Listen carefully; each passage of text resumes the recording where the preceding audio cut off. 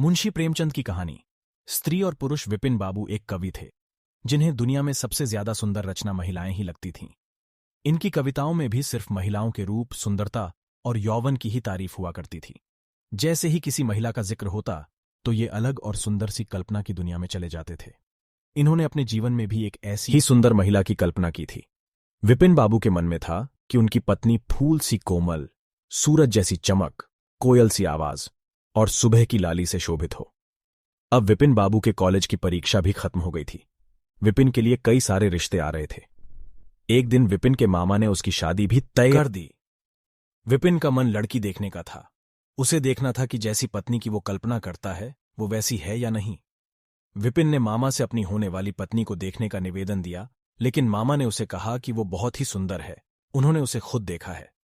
मामा की बातों पर भरोसा करके विपिन ने शादी के लिए हां कर दी। शादी का दिन भी आ गया। मंडप के पास बैठा विपिन अपनी पत्नी को देखने के लिए उतावला था। होने वाली पत्नी को उसने गहनों से सजा हुआ देखा। चेहरे पर घूंघट, हाथों और पैरों की सुंदर उंगलियां देखकर उसके मन को थोड़ी राहत मिली।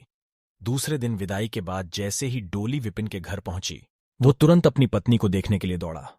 तब उसकी पत्नी पालकी से बाहर घूंघट उठाकर देख रही थी। जैसे ही विपिन की निगाहें उस पर पड़ी, उसे बहुत दुख हुआ।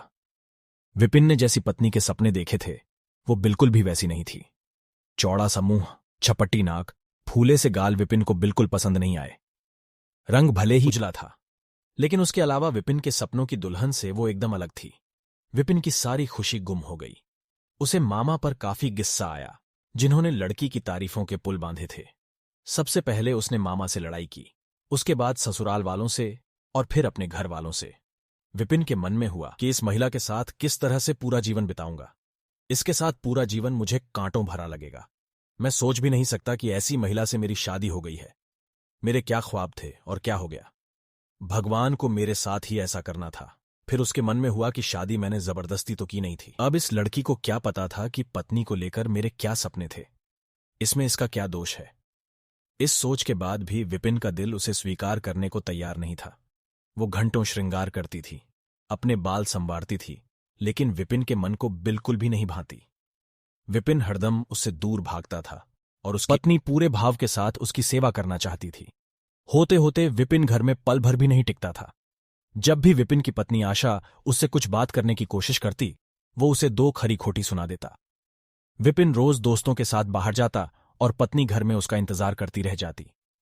काफी दिनों के बाद जब विपिन घर खाना खाने के लिए आया तो आशा ने कहा कि आप मेरी वजह से घर में रहना ही छोड़ देंगे क्या। विपिन ने मुंह मोड़ते हुए जवाब दिया, घर में ही तो रहता हूं, बस आजकल नौकरी ढूंढने के लिए ज्यादा दौड़ भाग करनी पड़ रही है। आशा ने कहा, मैं खूब जानती हूं कि आप घर में क्यों नहीं टिकते हैं। आप किसी डॉक्टर से बात करके मेरा चेहरा वैसा क्यों नहीं बना देते जैसा आप चाहते हैं।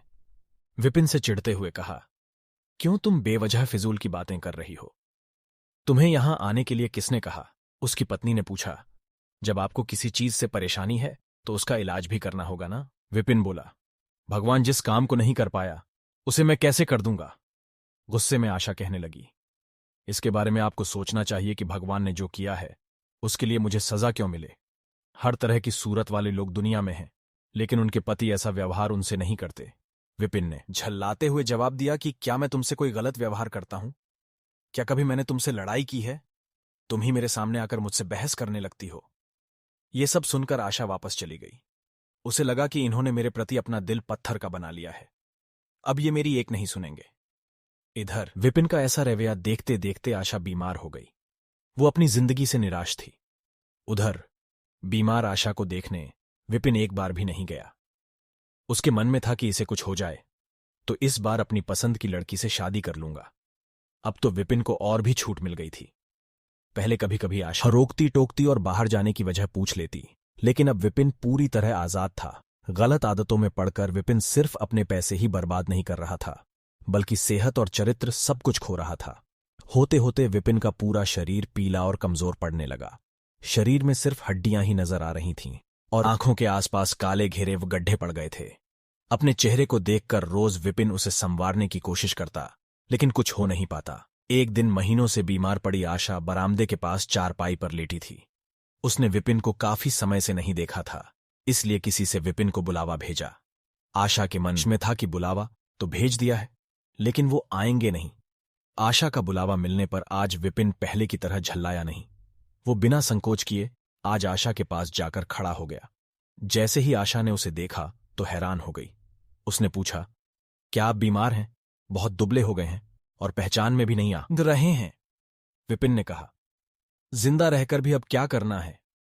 आशा ने नाराज होते हुए विपिन का हाथ पकड़कर चारपाई पर बैठा दिया और बोली, दवाई क्यों नहीं करते?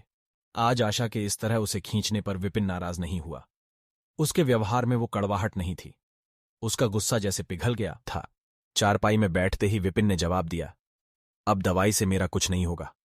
मौत ही मुझे अपने साथ लेकर जाएगी। मैं ऐसा तुम्हें दुख देने के लिए नहीं कह रहा हूं। मैं भयंकर रोग से ग्रस्त हूं और अब मैं बच नहीं सकता। इतना कहते ही विपिन चारपाई पर बेहोश होकर गिर गया। उसका पूरा शरीर कांपने लगा और पसीना पसीना हो गया। विपिन की यह हालत देखकर महीनों से बीमार पड़ी आशा झट से बिस्तर से उठ गई। वो पानी लाकर विपिन के चेहरे पर मारने लगी, लेकिन उसे होश नहीं आया। शाम तक विपिन का मुंह टेढ़ा हो गया और शरीर में कोई हरकत नहीं थी। यह लकवा था जिसकी चपेट में विपिन आ गया था। इस रोग में बीमार आशा ने विपिन की खूब सेवा की। लगातार 15 दिन तक विपिन की स्थिति नाजुक बनी रही। दिन रात एक करके आशा द्वारा की गई मेहनत रंग लाने लगी। विपिन की हालत कुछ संभली, लेकिन अभी भी आशा अपनी गोद में सुलाकर ही विपिन को दवाई पिलाती और खाना खिलाती थी। इन सब में वो अपनी तबीयत को जैसे भूल ही गई थी। शरीर बुखार से तपता था, लेकिन उसे विपिन की स्थिति के सामने खुद की सेहत कुछ भी नहीं लगती था। अब विपिन के दोनों पैरों में थोड़ी ताकत आने लगी थी। होते होते 4-5 महीने में वो अपने पैरों पर खड़ा होने लगा, लेकिन उसका मुंह टेढ़े का टेढ़ा ही रहा। उसके चेहरे पर पहले जैसी रौनक भी नहीं रही। एक दिन अपना चेहरा शीशे में देखने के बाद विपिन ने कहा कि मुझे भगवान ने अपने किए की सजा दी है। आशा, मैंने तुम्हें सुंदर नहीं माना और आज देखो मैं कितना कुरूप हो गया हूं। अब तुम भी मेरे साथ वैसा ही व्यवहार करो जैसा मैं तुम्हारे साथ किया करता था।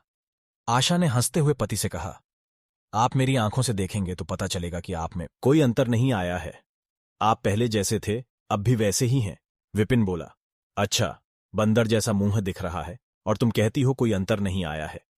तुम्हें मालूम है ना, भगवान ने मुझे मेरी करनी की सजा दी है। सबने खूब जतन किए, लेकिन विपिन का मुंह सीधा नहीं हो पाया। पति के पैर पर खड़े के कुछ समय बाद ही आशा ने घर में पूजा रखी, क्योंकि उसने भगवान से विपिन के लिए मन्नत मांगी थी। पूरे मोहल्ले के लोग विपिन के घर में जमा थे। भजन संगीत चल रहा था।